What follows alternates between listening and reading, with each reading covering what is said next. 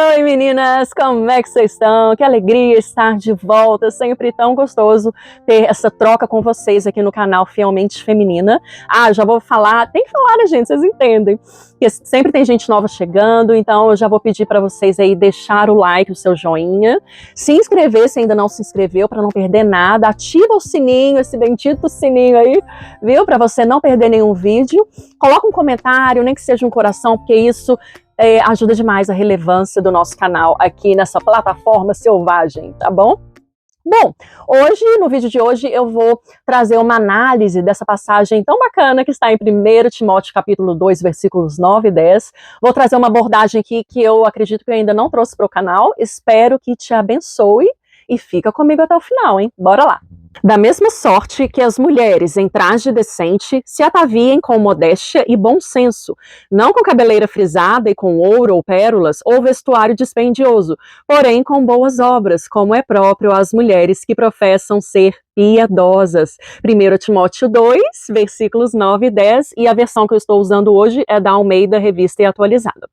Bom, primeiro eu quero olhar com vocês algumas palavrinhas que eu considero palavras-chave nesse versículo. Por exemplo, a gente tem aqui, né, que as mulheres em traje decente. Então, se a gente pega essa palavrinha decente e nós verificamos nos originais, no original grego, a gente tem essa palavra cosmios, ok? E o que significa essa palavra cosmios? Significa bem organizado, conveniente, modesto. Lembrando que modéstia está muito ligada à humildade. Aquela mulher que é modesta verdadeiramente, ela cultiva um coração humilde que vai se expressar em suas vestes, certo? Bom, a próxima palavrinha que eu quero olhar com vocês é a palavra modéstia, né? Então, em traje decente, se ataviem. Então, mulheres, se ataviem com modéstia. E a gente já olhou um pouquinho, né, no vídeo passado, na semana passada, qual o significado da palavra modéstia. Então, repetindo rapidamente, a palavra modéstia, no original grego, que é a palavra eidos, significa, olha que interessante, hein? É um sentimento de vergonha ou honra. Eles trazem até essa coisa do olhar para baixo, sabe? No sentido de vergonha, de honra e de reverência. Timidez, reverência, consideração e respeito para com o próximo. Olha que profundo o significado de modéstia. Então, não é simplesmente sobre roupas. Se eu me cobrir dos pés à cabeça, significa que eu estou modesta? Não. Não se eu realmente não tiver um coração modesto, um coração disposto a cultivar humildade, a cultivar reverência pelo nosso Deus, a cultivar o respeito pelo próximo, né, o amor pelo próximo. Também temos essa palavra bom senso, não é? Então, em traje decente, que as mulheres se ataviem com modéstia e bom senso. E a palavrinha grega para bom senso é sofrosine, que também tem um significado muito interessante. Está ligado à estabilidade de mente, autocontrole, olha isso, autocontrole, sobriedade, prudência e discrição. A mulher que ela tem bom senso em suas vestimentas, ela é uma mulher prudente, que tem autocontrole. E quando eu penso em autocontrole, eu sempre penso em domínio próprio, apesar de que não é a mesma palavra usada, a palavra grega não é a mesma usada para o domínio próprio que está em Gálatas, é uma palavra diferente, mas o significado, quando eu penso no significado de autocontrole, sempre me remete a domínio próprio, né, que é uma das manifestações do fruto do Espírito Santo que vive em nós, que vive na mulher cristã. Assim como nós precisamos ter autocontrole e domínio próprio em tudo na nossa vida, em nossas atitudes, não é? Em nossas relações com nosso marido, com nossos filhos, com nossos irmãos e irmãs em Cristo, da mesma forma a gente precisa ter esse domínio próprio na hora de se vestir. Por quê? Porque senão a gente pode tender a escutar demais o nosso coração enganoso e desesperadamente corrupto, que quer levar a gente a seguir uma moda mundana, uma moda sensual, provocativa, ou até mesmo uma moda andrógina que masculiniza a mulher, não é? Então, quando nós nos rendemos à moda mundana sem passar pelo filtro das escrituras, nós não estamos agindo como uma mulher que tem bom senso, que tem modéstia, decência, autocontrole, ok? Bom, e a última palavrinha que eu quero olhar com vocês nessa passagem é a palavra piedosas, não é?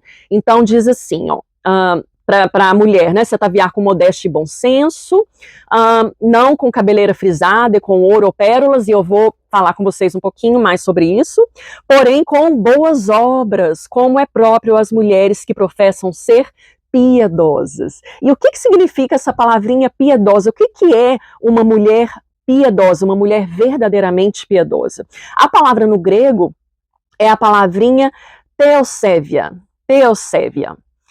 que significa reverência à divindade de Deus. Olha que coisa linda, né? Então, a mulher piedosa, ela é reverente à divindade de Deus, ela presta reverência a Deus, ela é temente a Deus. Se a gente pensar na mulher de Provérbios 31, qual que é ali a principal característica dessa mulher que a faz ser uma mulher elogiada por todos? Ela é uma mulher temente a Deus. Isso é ser uma mulher piedosa, não é? Então nós, como filhas de Deus, somos chamadas a revelar a nossa piedade através das nossas boas obras. E as boas obras incluem também a forma como a gente se apresenta na sociedade, a forma como o que a gente comunica através da nossa imagem.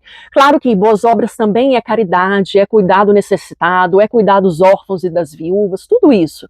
Mas é também viver uma vida piedosa em todas as áreas, não é? É também viver de acordo com a cosmovisão cristã, ou seja, de acordo com uma visão cristã, bíblica de mundo. Isso certamente inclui, queridas, a nossa imagem, a forma como a gente se veste, a forma como a gente se adorna. Veja que o apóstolo Paulo aqui, né, foi quem escreveu essa carta, ele escreve a Timóteo, seu pupilo, que seria ali o responsável pela liderança da igreja de Éfeso. Veja que o apóstolo Paulo não está proibindo o uso de adornos. Essa passagem diz o quê? Mulheres, se ataviem. Então, não está dizendo não se ataviem, né? Diz se ataviem, porém, com modéstia e discrição, com modéstia e bom senso. Então, nós podemos sim nos adornar, nos embelezar, mas a Bíblia claramente nos direciona em como fazer isso, né? Com modéstia e com bom senso, com discrição, com decência.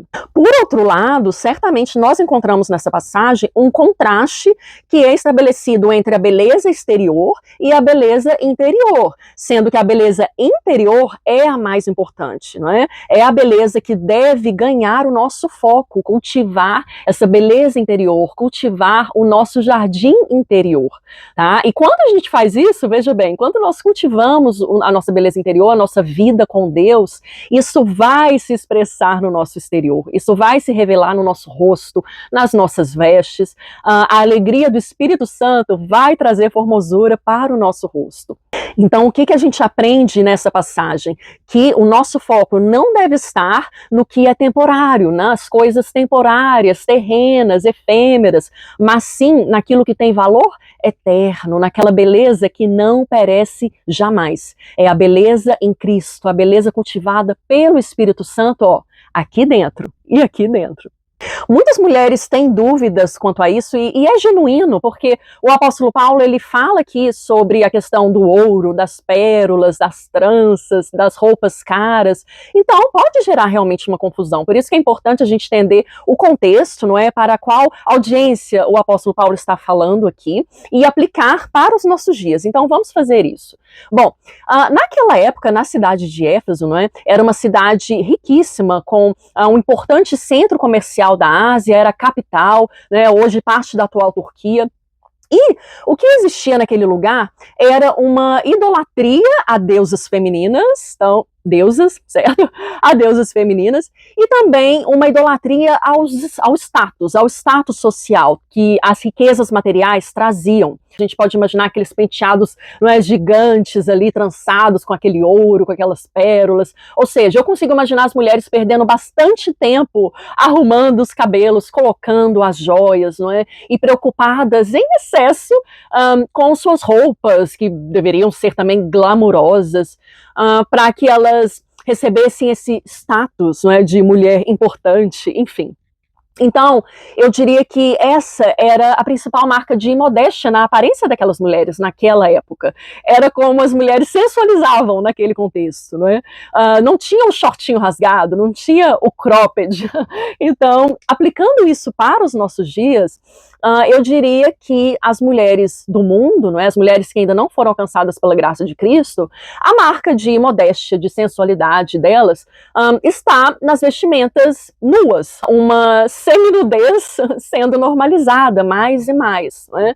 Então eu não diria que hoje o nosso problema seja uma pérola, né, um brinco de pérola, tranças no cabelo, mas sim a sensualidade e também a androginia, que é a masculinização das mulheres. Então veja que Paulo advertiu as mulheres quanto a isso naquela época, porque era realmente necessário. E você, pense bem comigo, não é?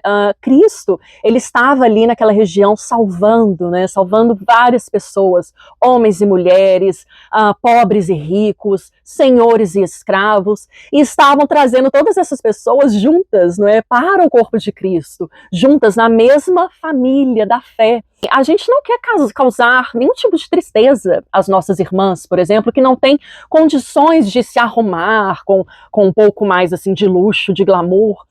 E eu creio que essa era a mentalidade também do apóstolo Paulo, porque assim como Jesus não faz acepção de pessoas, nós também não podemos fazer acepção de pessoas. Então, você imagina uma mulher cheia de pompas e circunstâncias, super glamurosa no culto público, como isso geraria e gera ainda hoje, gera um certo afastamento, não gera um acolhimento, não é?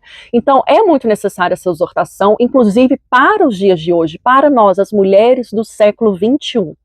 E esse é um aprendizado, sabe, que eu como esposa de pastor, eu cheguei a esse entendimento graças ao bom Deus, graças ao Espírito Santo, que me deu esse entendimento que não estava legal eu ter uma imagem que comunicava um afastamento, que isso não estava auxiliando o ministério do meu marido, e eu sou auxiliadora dele, né? Então, já há algum tempo eu cheguei a esse entendimento e assumir vestes mais simples, que inclusive casam muito melhor com a minha personalidade, que é uma personalidade mais acolhedora, não é? Então, é muito importante, meninas, o que você tem comunicado através da sua imagem? Afastamento ou acolhimento? O apóstolo Paulo se preocupava muito com essa questão de que as mulheres cristãs, filhas de Deus, nascidas de novo, deveriam ser diferentes das mulheres do mundo, incluindo a moda extravagante greco-romana. Então, a moda das mulheres cristãs deveria também apresentar alguma diferença, não é? Então, como que nós, mulheres, filhas de Deus do século XXI, podemos apresentar alguma diferença dessa moda mundana que a gente vê por aí, que tem um caráter ideológico muito grande, de realmente despir a sociedade, não é? Nós pensamos diferente. Por isso, a gente se veste, se adorna com modéstia, com bom senso e, acima de tudo, para glorificar ao nosso Deus e apontar para o nosso Salvador Jesus Cristo. E não vos conformeis com este século, mas transformai-vos pela renovação da vossa mente, para que experimenteis qual seja a boa, agradável e perfeita vontade de Deus. Romanos capítulo 12, versículo 2. E aí, será que estamos mais parecidas com as mulheres do mundo que ainda não foram alcançadas pela irresistível graça de Jesus? Ou estamos mais parecidas com as mulheres santas da Bíblia e da história da igreja? Vale a reflexão. Então, respondendo à pergunta inicial, não precisamos nos abster completamente dos adornos, incluindo aí acessórios, maquiagem, como se fosse uma forma maior de santidade. A não ser que seja uma escolha pessoal sua e isso não afete a sua comunhão com as irmãs em Cristo que pensam diferente. Porém, somos sim chamadas à modéstia, a fazer tudo isso com modéstia, decência e discrição. A modéstia, ela deve fazer parte da nossa vida diária, do nosso estilo de vida de filhas de Deus e embaixadoras de Cristo. E a boa notícia é que o Espírito Santo é o nosso grande auxiliador nessa missão. Não estamos sozinhas. Eu te convido a se render completamente à graça transformadora de Cristo Jesus. E esse foi o vídeo de hoje, espero que tenha te abençoado de alguma forma. Me conta nos comentários se teve alguma parte do vídeo que te chamou mais atenção e por quê. Quero saber também de qual parte do Brasil ou do mundo você me assiste. E não se esqueça de compartilhar com outras mulheres para abençoá-las também. Deus abençoe muito você, obrigada por ter ficado comigo até o final. E se Deus quiser, eu te vejo no próximo vídeo. Tchau!